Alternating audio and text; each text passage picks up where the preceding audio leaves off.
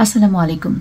Express এন্টিটির profile launch করার সময় স্পাউসকে accompany করব কি করব না এইটা নিয়ে অনেকে কনফিউশনে থাকেন।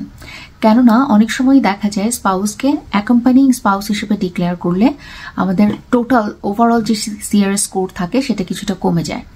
তো এই কারণে অনেকেই মনে করে যে ঠিক আছে, আমি যেহেতু স্কোর একটা খুব বড় ম্যাটার, এখন হাইলি কম্পিটিটিভ এবং স্কোর কম হলে ডাক পাবার বা ইনভাইটেশনে পাবার সম্ভাবনা খুব কমে যায়, আপাতত আমি মেইন অ্যাপ্লিকেন্ট হিসেবে নন অ্যাকম্পানিং স্পাউস দেখিয়ে অ্যাপ্লিকেশন করি এবং পরবর্তীতে আমি পিআর হয়ে গেলে তারপরে স্পাউসকে ইনক্লুড করব, স্পন্সরশিপ করে নিয়ে আসবো।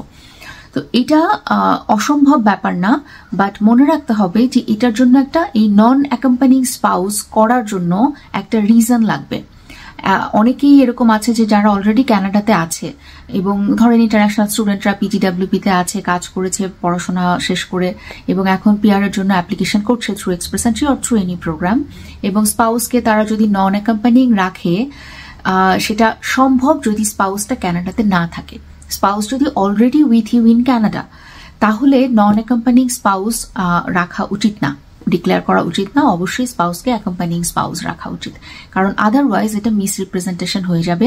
কারণ স্পাউস অলরেডি আপনার সাথে আছে এবং ভিসা অফিসারকে এটা খুব লজিক্যালি এক্সপ্লেইন করতে হয়। ইন কেস আপনি ক্লেইম করছেন যে আমার স্পাউস নন অ্যাকম্পানিং, তাহলে ওটা ভিসা অফিসারকে আপনার লেটার, আপনি যখন অ্যাপ্লিকেশন সাবমিট করবেন তখন খুব সুন্দর করে লজিক্যালি প্রেজেন্ট করতে হয় যে কেন আমার স্পাউস অ্যাকম্পানি করছে না। তো আমি কিছু কারণ শেয়ার করছি যে এইসব কারণ হলে আপনার স্পাউস নন অ্যাকম্পানিং থাকতে পারে।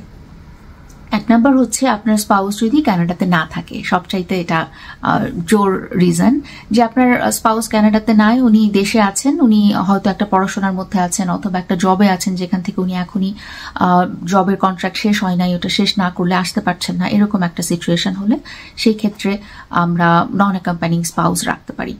অথবা উনি কোনো একটা এমন প্রজেক্টের মধ্যে আছেন অথবা উনার ফ্যামিলিতে এমন একটা কিছু আছে যে ওনার প্যারেন্টসকে ওনার দেখতে হচ্ছে, বা ওনার কোনো একটা কমিটমেন্ট আছে যেটা শেষ না করে উনি আসতে পারছেন না এই মুহূর্তে একই সাথে। সো এইসব ক্ষেত্রে আমরা নন অ্যাকম্পানিং স্পাউস রাখতে পারি। কিন্তু স্পাউস যদি অলরেডি কানাডাতে থাকে সেই ক্ষেত্রে স্পাউসকে অবশ্যই অ্যাকম্পানিং স্পাউস হিসেবেই রাখা উচিত।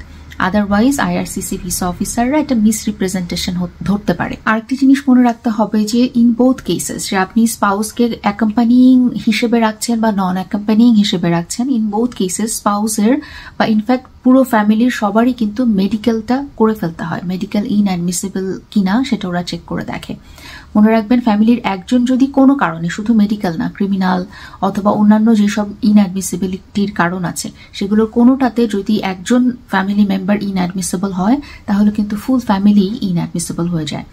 ফলে এই জায়গাগুলো লক্ষ্য রাখবেন এবং অ্যাকর্ডিংলি আপনাদের অ্যাপ্লিকেশন প্রিপেয়ার করবেন। অ্যাপ্লিকেশন সাবমিশনে, প্রিপারেশনে কোনো সহযোগিতা দরকার হলে নির্দ্বিধায় আমার সাথে যোগাযোগ করতে পারেন। আমি একজন রেগুলেটেড ক্যানাডিয়ান ইমিগ্রেশন কনসালটেন্ট এবং আপনার রিপ্রেজেন্টেটিভ হিসেবে আপনার চমৎকার একটা ফ্ললেস স্ট্রং ডকুমেন্টেশন সহ অ্যাপ্লিকেশন সাবমিট করার জন্য সর্বাত্মক সহযোগিতা করব। ভালো থাকবেন, সবার জন্য শুভকামনা।